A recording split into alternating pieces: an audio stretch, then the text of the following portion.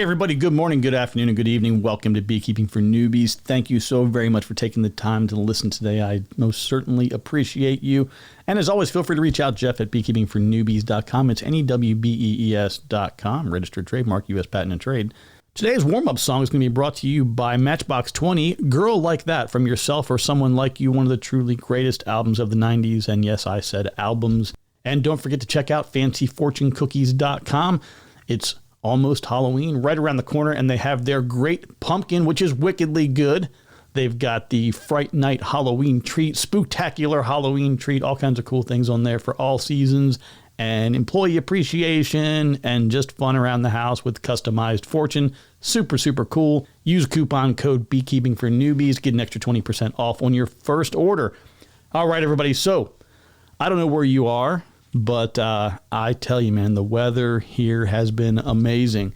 We went from scorchingly hot, crazy summer heat to like 70s in like 2 days, I think it was. The front came through and that was it.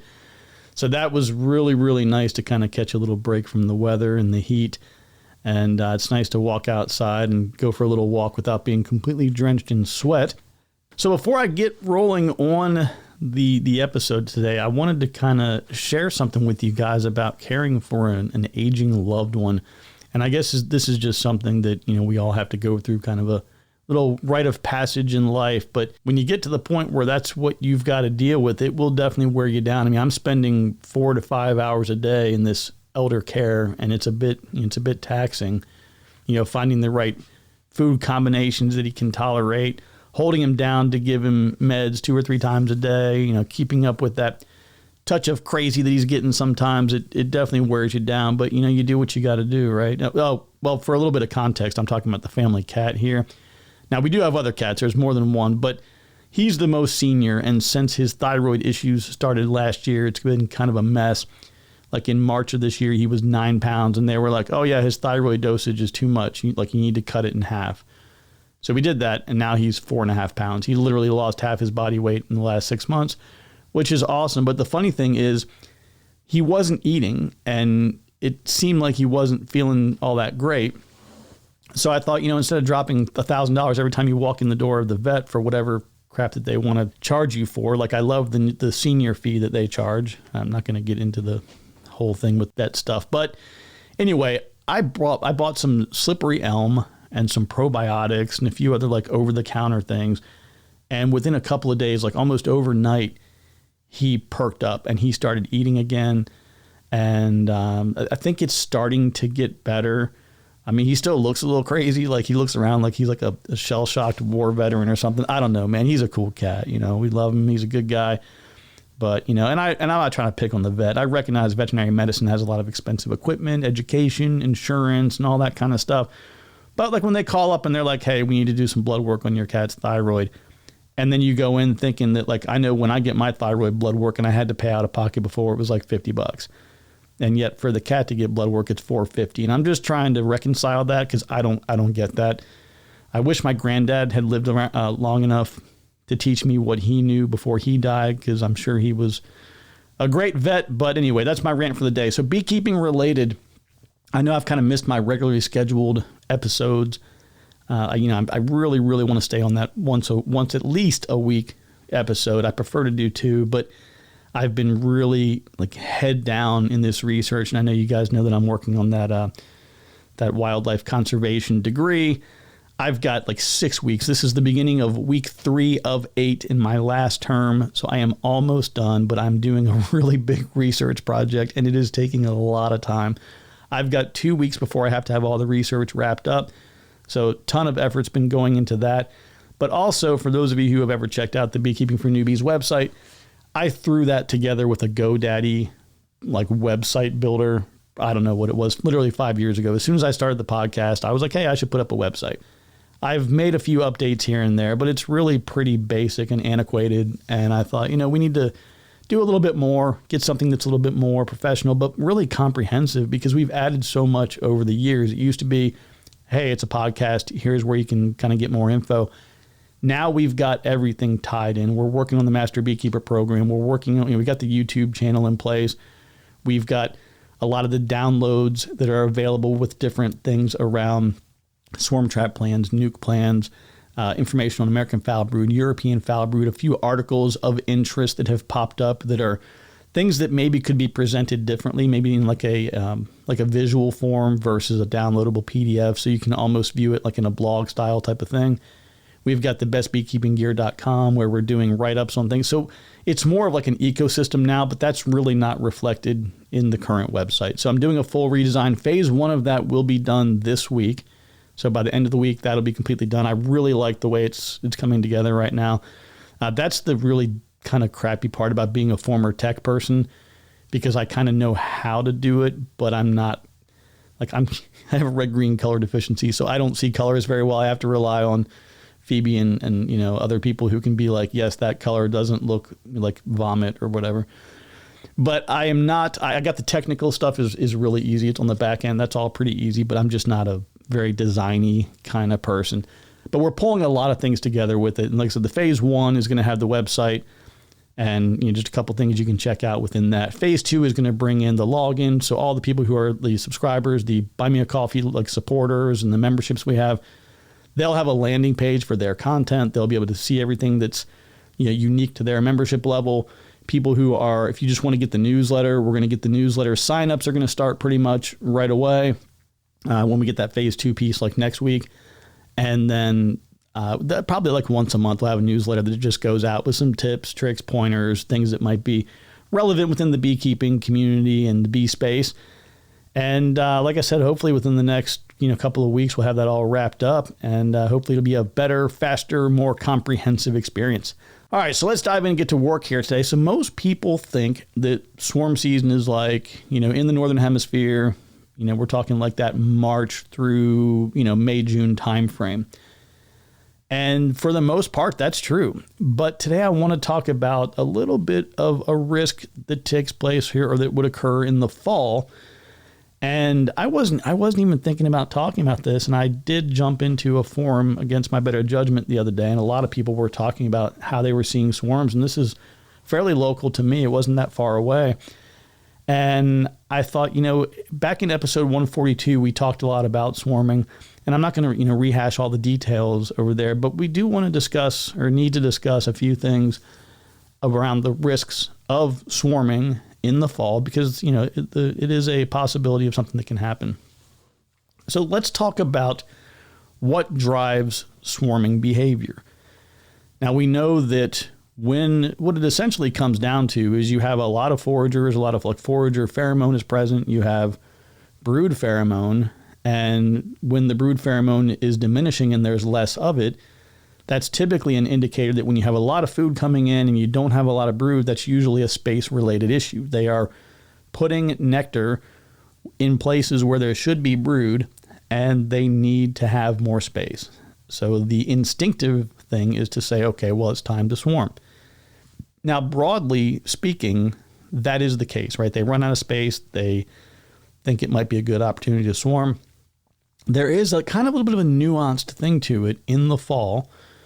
And of course, you always want to be mindful of the fact that different genetics, different races of bees are more prone to swarming than others already. But there's a component that a lot of people overlook, and it's not just the space and the pheromone. There is a difference, and I'm going to do a full episode on this one. I got to look at my notes here. I think this episode is scheduled for, okay, so the next episode, maybe I'll try to get it out later this week. Worst case, it'll be next Monday. But that's going to be more of a pollen-specific episode, talking about some of the differences between spring and fall pollens. But this difference is something that would actually contribute to the slight curtailing of that swarm instinct and that drive, because in the spring, you're getting this diverse forage of pollen specifically, which is a big, required component of raising brood. And it is abundant and diverse, and you're getting all the protein, all the amino acids, everything that the bees need. It is the perfect storm of brood rearing. You don't have the same level of balance typically in the fall forage. The fall forage just is not as nutrient rich and diverse. You do have proteins that are available in the fall, but it's just not the same. The bees can recognize the difference in them. So now a bee that is emerging as a new worker in August or September is biologically no different from a bee emerging in February or March. So the colony may not know specifically, exactly what time of year it is, whether it's spring or fall, but they do know based on what is coming in. They know that they have to ramp up and get ready. And they know that what's interesting is you'll still see drone brood in the fall because there is still a possibility of a need for drones, but you're not going to see drones anywhere near the numbers that you would see in the spring. But we're going to talk a little bit more about that later. So let's talk about a couple of things that introduces some confusion, particularly for a lot of new beekeepers usually. A lot of people, and I think that this is just perfectly normal, so don't think that you're a weirdo or anything if you feel this way. You see a swarm, you see images of swarms, like as you're studying and learning to be a beekeeper, you see images of swarms hanging on trees, sides of houses, underneath of grills, and all these different places, awnings, or wherever they end up. And then you look outside your hive in the summertime and you see what appears to be literally a swarm hanging off the front of your hive. Visually, right, if you just took a picture of the cluster of those bees and compared them, they look the same. It's very normal for you to see that and say, oh crap, I think that my bees are or have swarmed. As a new beekeeper, it's really normal to not necessarily understand that. But when it gets hot inside the hive and the bees are trying to regulate temperature, a lot of them will just leave. They will go out front. Fewer bees in the hive. It's less crowded. Air moves better. And bearding is just part of that process. It's part of that cooling process. But it does look like a swarm. So the first thing I want to make sure you understand is when you're seeing those bees hanging out front, don't be alarmed. Perfectly normal. But what you do want to pay attention to is when you have a whole lot of bees bearding, that is usually indicative of a good sized population, which is a nice thing to have, particularly as you're getting ready to ramp things up for the fall winter. But that's when you really want to pay attention, because now this fall forage and the fall flow is starting to kick in. You already have a lot of bees, and they're going to come back with resources very quickly, and you'll get a similar, in some cases, it's very spring-like. You'll have a lot of resources coming in, but I would say typically it can be anywhere between 10 and maybe 50% of what a good spring flow would look like. Sometimes fall flows are just atrocious. They're terrible. You get bad weather, and it becomes almost nothing, or cold gets there too quick. You get some early frost, and it shuts down. Some of your goldenrod and other things that we commonly see get shut down early. So the fall flow is really a risky time. But when you have this large population of bees we were talking about, and this like a surgence of a nectar flow, you do want to pay attention for the possibility of any kind of queen cells. And remembering, we have 3 different types of cells, right? You have swarm cells, emergency cells, and supercedure. If you have I guess it probably makes sense to talk about this again, because I think that this is a subject that comes up pretty regularly, and we just want to rehash it just to make sure, in case somebody's coming in on this as the first episode. Swarm cells are planned. They say, hey, you know what? I think that things are getting a little crowded here. We probably need more space. Let's go ahead and take these queen cups that we made a month ago or 6 months ago, however long they've been there, and let's see if we can get the queen over there to make a swarm cell. Very, very common for these to be hanging down near the bottoms of the frames.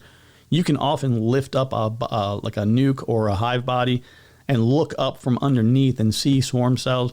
So it's typically pretty easy to locate those. When you see them up towards the middle, that starts getting more into the supercedure / emergency. Did I say slash emergency cells? So an emergency cell, for those who may not be familiar, something catastrophic has happened to your queen. You open things up, set something down on the ground. The queen was on that frame. She walked off, didn't make it back in the hive, or she was inadvertently crushed by the manipulation of frames, or whatever may have happened. Or maybe you moved her to another colony and you did like a walk-away split. Whatever the scenario might be, that queen is no longer a viable queen within your hive, the colony then takes available young larvae and makes a new queen from that. And that's going to be wherever the queen was laying most recently, usually a couple of days ago, probably like around 3-4 days ago. That's going to be the egg that they're going to choose. And it can be pretty much anywhere, but generally speaking, she's in the brood space. So somewhere near the center is where you're going to see those emergency cells. They'll do the same thing with supercedure. Now, this can definitely take us down a rabbit hole of trying to figure out what's what.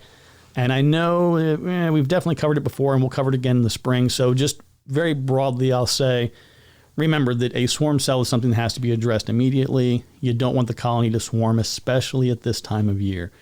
If a colony swarms now, you don't have all those spring drones. They're dead. They've been kicked out. They're not, they're just not around anymore. So you're not going to find drones in drone congregating areas. There's nobody to congregate. Yes, there will be some new drones that'll appear in the fall here. You're not going to have significant numbers, and getting a queen mated is just going to be really, really difficult at this time of year in most areas. Now, yes, I recognize there are always places and there are always conditions that are different for everybody in the beekeeping world. And I recognize that you might be in one of those places that has a massive fall flow with tons of drones and no problem getting queens mated, and that's really awesome, and I'm happy for you. I just think that when you look at the statistical probability of it and you compare things across the board, you're going to have more troubles getting them mated in the fall than you do in the spring. And that's pretty much the best thing to say about that. So where you have to be careful is recognizing the difference, right? Because swarm cells, they usually don't make one or two. When they decide they're going to swarm and they're crowded, if you catch it early, yeah, you might only see one or two. But when they get that mindset, they're going to swarm, they usually make a lot of them. So I would tell you to target that lower third of the frame, but also keep in mind, when you're looking at the brood space, don't just look at it. If you have a double brood kind of setup, don't just look at it as the single frame by itself. A lot of times they are pretty good about laying to the bottom of the frame, but sometimes they will also lay things like in the lower deep a little bit higher up. And you think, oh, wow, well, that's definitely going to be supercedure, or it's going to be an emergency cell or something else. But yet it's still like in that lower portion of the brood chamber as a holistic kind of, thinking of it as one big giant box. Don't get too hung up on location. Just think about the basics. What's going on? Why is it happening? And what do I need to do? So if you see a bunch of queen cells and you look inside, you're going to know. You're going to have a big population of bees. Just look, all you got to do, really simple. How much space do they have for nectar and brood? That's what you've got to figure out. Don't look at the supers or the boxes or the frames in the sense of, well, I've got 2 deeps in there that are completely drawn out, and I've got 3 supers on top of that, and they're not even touching them. Remember, if they don't see that space as usable, viable space with drawn comb, or a space they can draw comb in, they will not take advantage of it, they won't use it, and they will try to swarm. So making sure that they have drawn comb, or that they are drawing comb, to allow them space to provide both nectar and brood. So that's the first thing you want to look for. If you look through and you see, 5, 6, 7 frames of drawn comb that's just completely empty within the space they're occupying, not being used, and you're seeing a couple of cells, that's where you want to start saying, geez, they've got tons of space. They've got more than enough room for everything. The population is maybe small to average. Maybe I need to look at something else. So try to find that queen. Try to identify if she's present. That's a huge thing you want to obviously be looking for every time if you can. This is a discussion we got into. I don't remember exactly where it was. I think it was probably in the Discord room around, like queen look. No, I know what it was. It was a comment that was made on a video. I did a short video, and it was like, hey, the 5 things you need to look for when you're looking for when you're doing a hive inspection. And I said something like, hey, you need to find your queen, you find your queen, find some eggs and larvae, look for pollen, look for honey. I had 5 things in there, and somebody had commented something like, close, but not quite. Finding eggs is more important than finding the queen. And I'm like, it's like a 10-second video, man. Like, what do you want me to do? You want me to? So I'm like, well, okay, you need to find evidence of your queen. Sure. Like you can go all season without ever putting eyes on your queen. Like you can literally go the entire season, never see the queen, and that's completely fine. You look in there, you see eggs, you see young larvae, you see a good brood pattern, everything is healthy. You don't have to see her. But it's really, really good to learn to locate your queen. It's really good to know that the queen you have is the same one you originally installed. Not a bad idea to mark her. I think that's cool if you can do that. If you ever need to do something in the hive and want to ensure her safety, it's always better to be able to track down your queen. But anyway, figuring out the reason behind the cell is huge. And what action do you take? So if you go into the hive and you have the scenario like I just described, where you've got a lot of open space, normal kind of low to moderate kind of population, I would be thinking less about swarm and more maybe about supercedure or even an emergency cell. It's really important. This is another reason why it's important to stay on top of inspections, because the absence of brood is not necessarily a catastrophe. It could just be a break in your nectar flow. But you need to pay attention when you see the dwindling amount of brood being produced, when you're going from 6 or 7 frames of brood down to 3, down to 2, down to a single frame. You see this tapering, and it's natural. And you're like, okay, cool.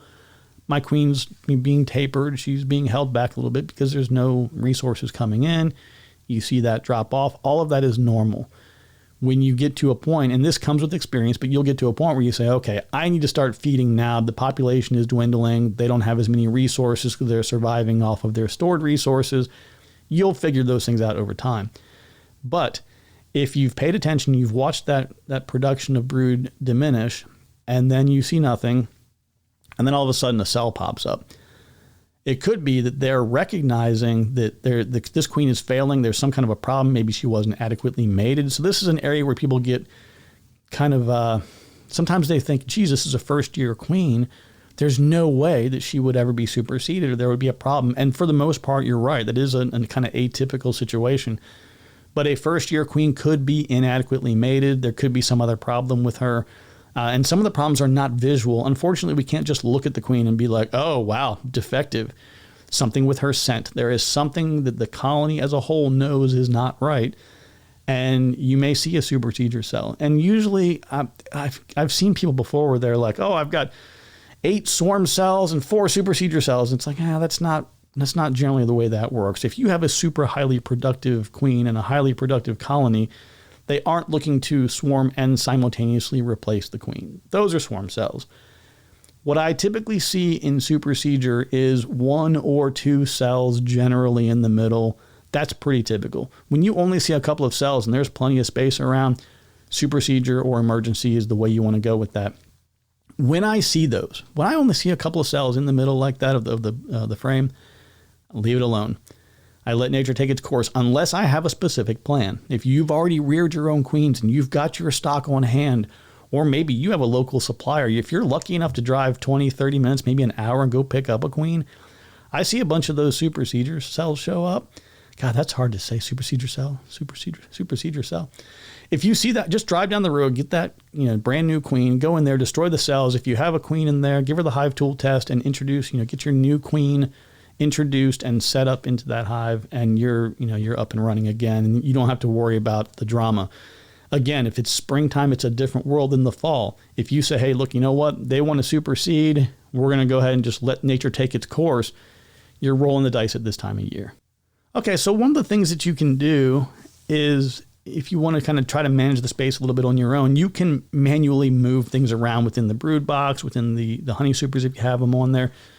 I don't checkerboard brood space. I do checkerboard honey supers. I don't always do it, but sometimes if you need to kind of help them to draw some comb out, that certainly works. This is an important thing here. Put a big asterisk, pay attention, turn up the volume here real quick. A lot of people don't get advice in context. Checkerboarding is a tool. Putting a frame, for example, bringing a brood frame from the bottom brood box to the upper brood box in an empty box when you're adding a second box on, that is a way to get nurse bees to follow up and then start drawing out adjacent comb. Tools like this and tricks like this have to be done or taken in context. You have to have a flow, period. Honeybees have to have resources coming in, whether it's man-made or a natural kind of stimulant, whether it's nectar or sugar syrup. They've got to have something that says, hey, we need to draw comb. I need to have, the wax needs to be drawn and generated to create storage space. In the absence of a flow, bees don't just randomly make a lot of storage space. It's very resource intensive for them to draw new comb.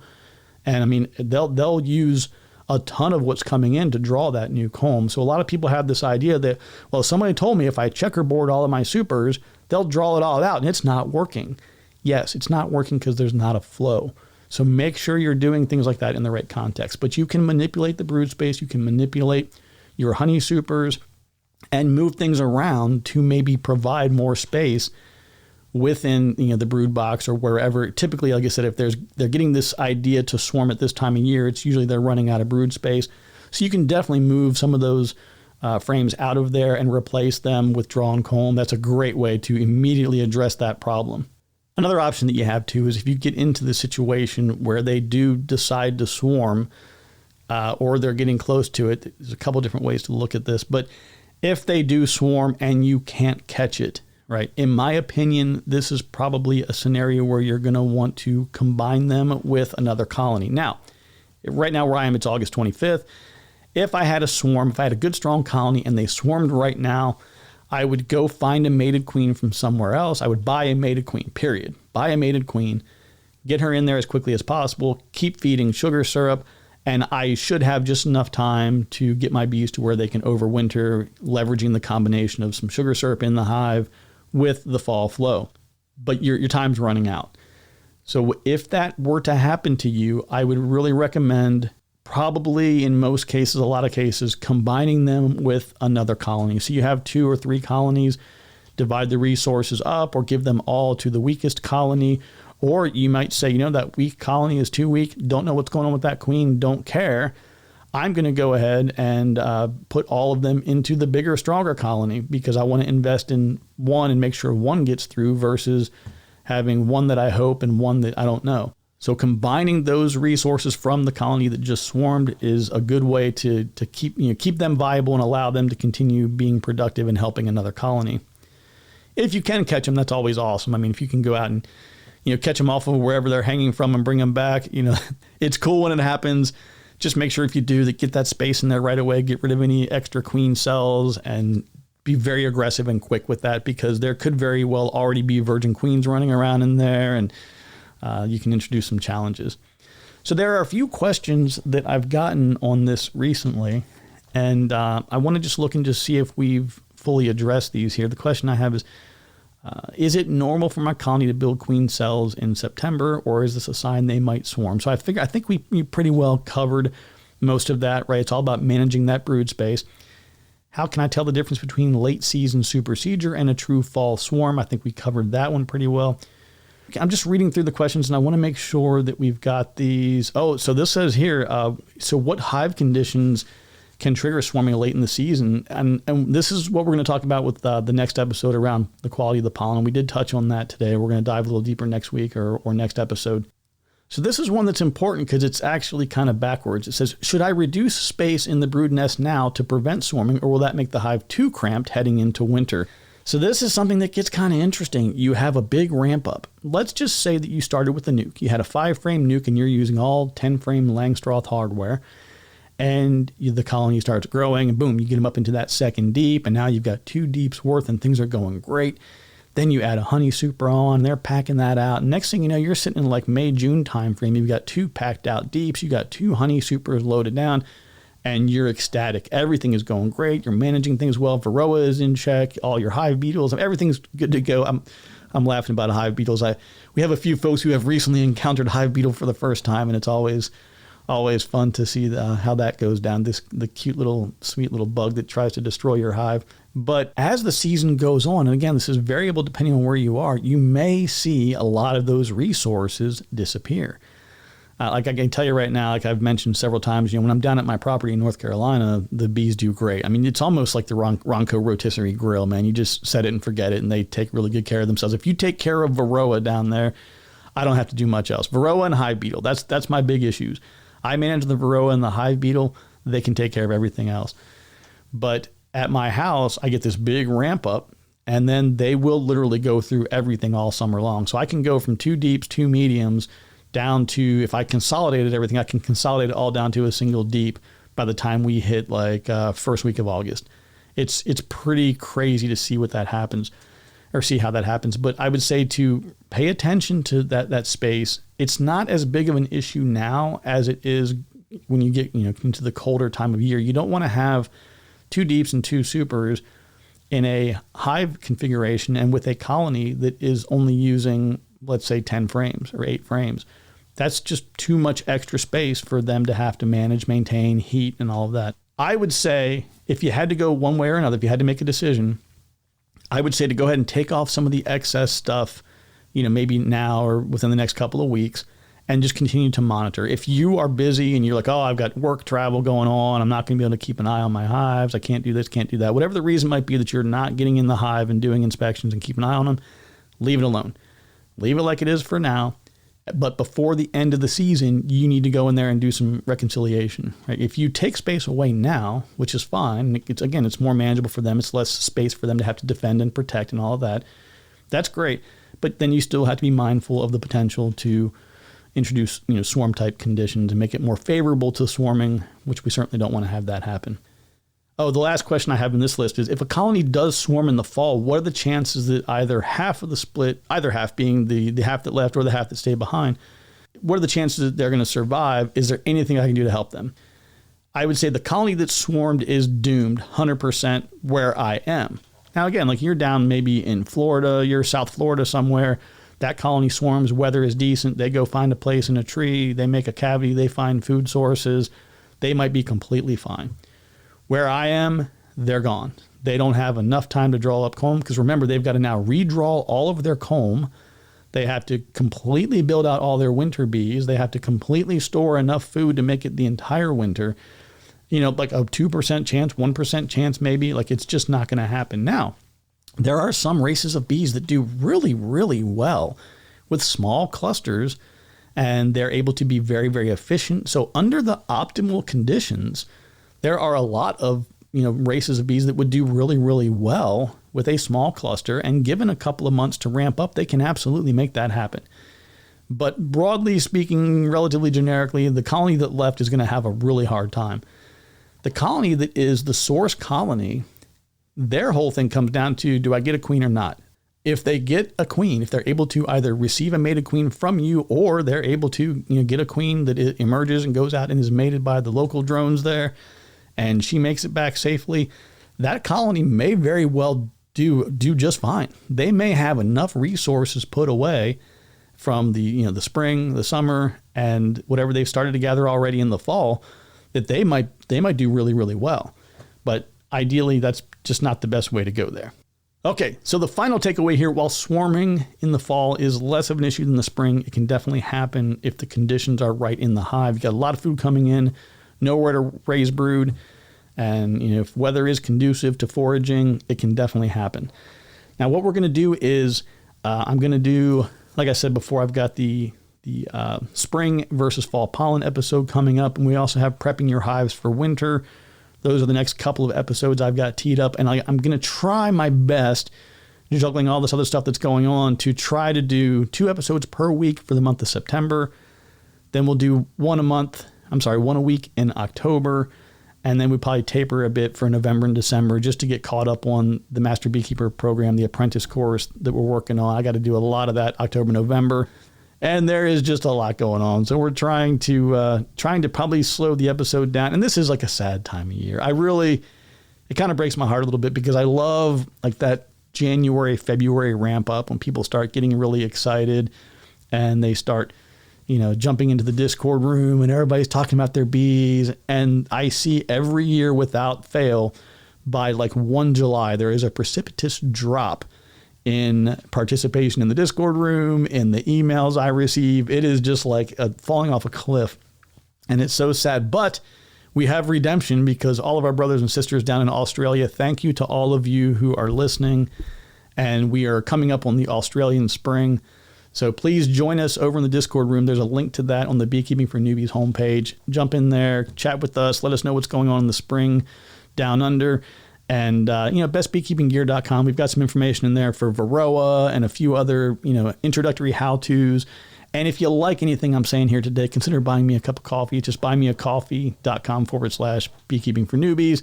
Links all over the place for all that stuff. I'm going to let you guys go. Thank you again so much for listening. Take care. Be kind to one another. Remember that I love you. There's nothing you can do about it. We'll talk to you soon.